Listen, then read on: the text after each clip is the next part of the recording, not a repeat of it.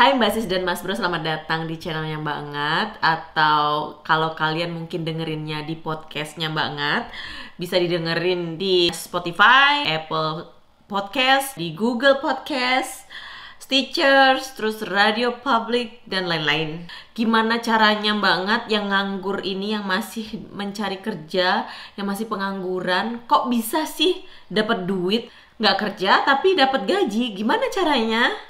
Dengerin curhatnya Banget.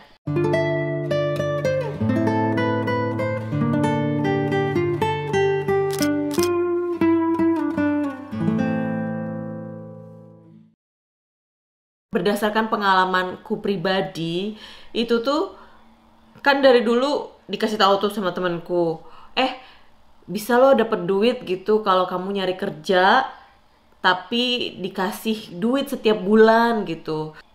Harus daftar ke Arbeidsvermedlingen gitu. Arbeidsvermedlingen itu sekali lagi kayak semacam dinas tenaga kerjanya di Swedia. Jadi oke deh kalau gitu. Jadi kayak waktu itu sebelum hamil kayaknya aku tuh, atau sesudah hamil atau pas hamil, nggak ingat, pokoknya udah lama banget, kayaknya tahun 2000-an gitu akhir.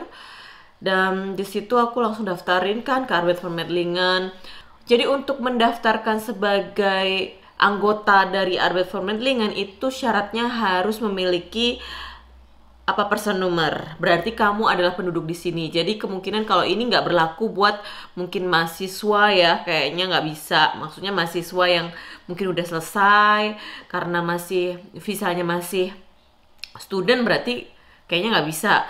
Tapi mungkin buat istri-istri atau suami-suami yang pindah ke Swedia dan jadi penduduk di Swedia, atau mungkin buat yang nemenin suaminya atau nemenin istrinya kerja di Swedia, itu bisa mendaftarkan selama dia memiliki personnummer. Terus di situ aku udah ya kayak berharap kayak temanku gitu kan. Oke, aku bisa dapetin duit nih gitu sambil aku nyari kerja. Kan lumayan juga lah nambah-nambahin gitu. Setelah daftarin, lalu akan ditunjuk mungkin kayak semacam officernya untuk handle kita. Dan di situ aku diinterview, ditanyain, aku juga ngirimin atau ngupload CV-ku, jadi pengalaman kerjaku apa aja itu dilihat sama mereka. Terus aku diinterview dan di assessment, aku tuh agak lupa ya berapa orang waktu itu aku udah ngobrol. Tapi yang jelas waktu itu aku agak trauma karena ada satu officer yang waktu itu aku telepon dan dia angkat, itu tuh dia kayak sengak gitu loh. Sengak ki apa ya? Sengak ki agak-agak nggak nggak asik gitu loh, kayak nyebai gitu loh. Nyebai apa? Pokoknya nggak sopan ya, bukan nggak sopan sih, kayak ngeselin lah gitu. Jadi aku tuh ditanyain, kamu bisa nggak bahasa Swedia gitu. Waktu itu aku kan masih belajar ya, masih di SFI gitu. Terus ya masih belajar gitu. Terus lulusan kamu lulusan apa? Lulusan komunikasi. Terus kerjamu apa? Kerjanya di ekonomi, di bank pengalaman kerjanya. Terus dia tuh kayak gimana ya, antara kalau kamu komunikasi ini susah nih nyari kerja, yang komunikasi di Swedia itu susah, jarang gitu, kamu nggak akan dapat kerja. Apalagi kamu kerja di bank, itu nggak akan bisa kalau kamu nggak bisa bahasa Inggris. Kalau kamu mau kerja di bank, itu nggak akan bisa kalau kamu nggak bisa bahasa Swedia. Terus jadi susah nih kalau kamu nggak bisa bahasa Swedia, kamu tuh cuma bisa bersih-bersih aja, kamu jadi tukang bersih-bersih. Maksudnya kalau memang dia mau nyuruh aku belajar bahasa Swedia dulu, mbok yo ngomong sing enak ngono lho, ora sah sengak. Tapi dia sampai ngomong kayak gitu, dan aku keselnya tuh karena apa? Karena dia tuh juga mungkin kayak kesel gitu loh. Kowe ki lagi wae teko di Swedia, baru aja dateng di Swedia, lah kok mau nyari kerjaan bagus gitu. Seolah-olah tuh dia gitu loh.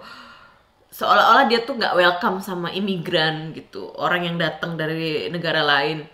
Dan dalam hatiku tuh anjing, perasaan dari logatnya dia ngomong itu tuh juga dia tuh bukan bukan orang Swedia asli gitu loh.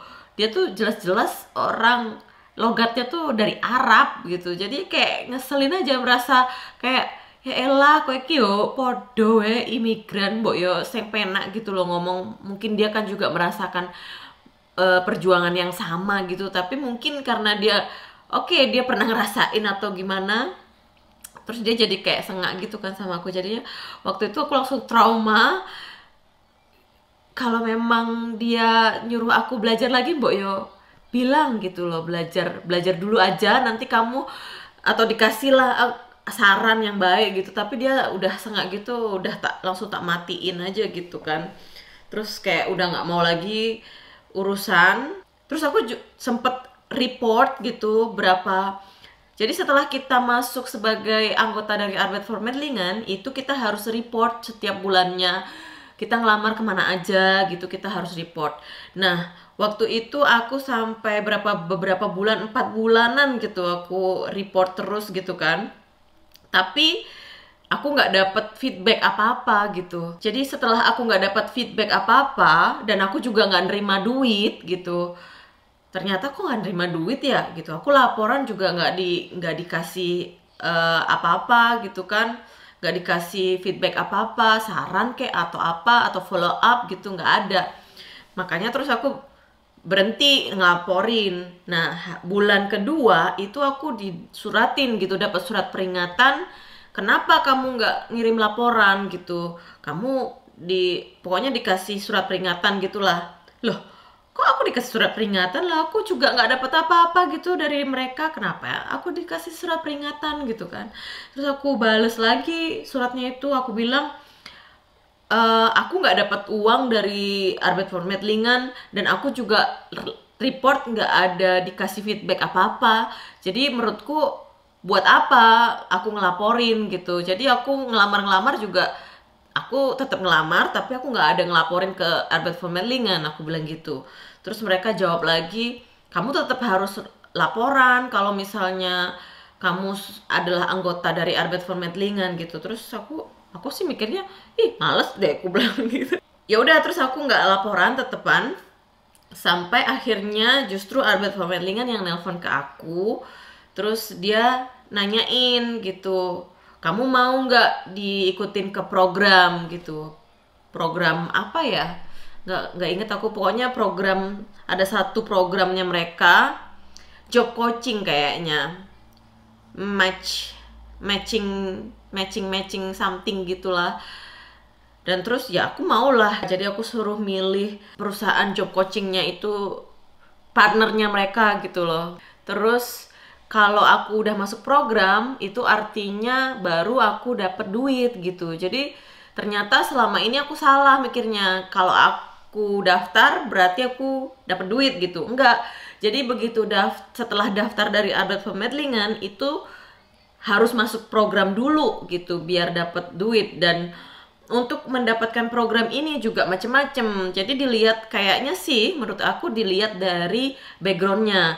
Jadi tergantung umurnya juga, tergantung pengalaman kerjanya. Karena ada macem-macem program untuk yang muda, maksudnya di bawah umur 30 itu beda lagi, umur 20 beda lagi. Jadi mereka biasanya kalau yang mungkin dianggap muda gitu, sama mungkin pengalaman kerjanya sekitar 5 tahun atau gimana, nggak tahu ya. Pokoknya mereka yang mengasesmen dari interview dan pengalaman kita. Terus akhirnya kalau misalnya kamu muda itu biasanya diikutkan, di supportnya itu adalah dikasih kerjaan kayak kerja di restoran, kayak di McD, kayak di restoran-restoran cepat saji kayak gitu. Karena memang orang Swedia kan yang masih muda-muda gitu, yang lulusan SMA gitu atau sambil kerja, sambil kuliah, sambil sekolah gitu, biasanya mereka rata-rata kerja part time gitu. Ya kayak suamiku dulu kan masih mudanya juga dia kerjanya di McD gitu. Makanya Tapi kalau aku mungkin dia ngitungnya karena aku udah tua ya, jadi aku nggak masuk ke situ. Jadi aku diarahinnya ya untuk cari kerjaan yang sesuai dengan background pengalaman aku, yaitu di politik, ekonomi, dan apa gitu, administrasi. Nah, itu dimasukinnya ke situ. Makanya, oke, terus aku milih dapat job coach. Tapi oke, aku dapat duit, aku juga aku berharap banyak waktu itu dengar dari job coachnya, dia akan ngebantu aku. Dia juga, oh dia masukin ke website, CV-mu udah aku masukin ke website, terus kamu, pokoknya dia telepon aku terus nanyain, terus gini-gini kamu nanti udah aku update ini di website ini, terus ngikut webinar segala macem. Terus dia updateku apa nih gitu, update dia juga to be honest nggak ada gitu sebenarnya. Jadi sebenarnya apa namanya, semuanya tuh tergantung dari kita sendiri gitu. Jadi job coaching itu, job coachnya juga nggak ada, nggak bener-bener membantu sama sekali untuk support. Paling dia cuman, ya aku ngedaftarin di website lah, aku kan juga bisa gitu. Itu sama aja kayak ngelamar di perusahaan, terus kita bikin profile di website mereka, ya podo wae. Itu kan sama aja, aku sendiri juga bisa, nggak perlu job coach gitu. Tak pikir dia tuh bakalan ngasih aku, ngonekin aku ke orang-orang, atau bukan ngonekin aku ke perusahaan mungkin yang partner mereka gitu kan, terus dikasih kerja magang kayak atau apa, ternyata enggak gitu. Jadi selama berapa bulan tuh, selama 6 bulan akhirnya aku bener-bener gak dapat apa-apa. 6 bulan kayaknya aku daftar-daftar juga nggak ada nggak ada satupun yang nyantol. Terus tapi aku dapat uang sebesar berapa, 49 ya, aku dapat uang 4.900 atau kurang lebih berapa tuh, 8 juta.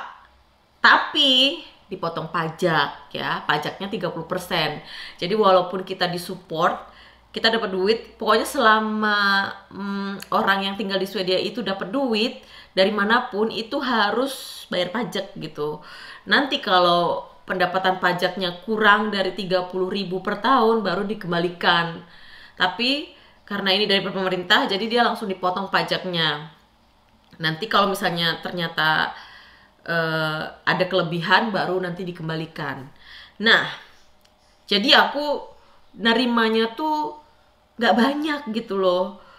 Jadi kalau dihitung-hitung itu sama aja. Maksudnya kalau diequalkan sama mata uang rupiah dengan gaya hidup atau dengan biaya hidup di Indonesia, itu sama aja dengan bantuan pemerintah yang di Indonesia. Tahu kan berapa coba bantuan pemerintah yang di Indonesia itu? Ada yang 500.000 ya kan?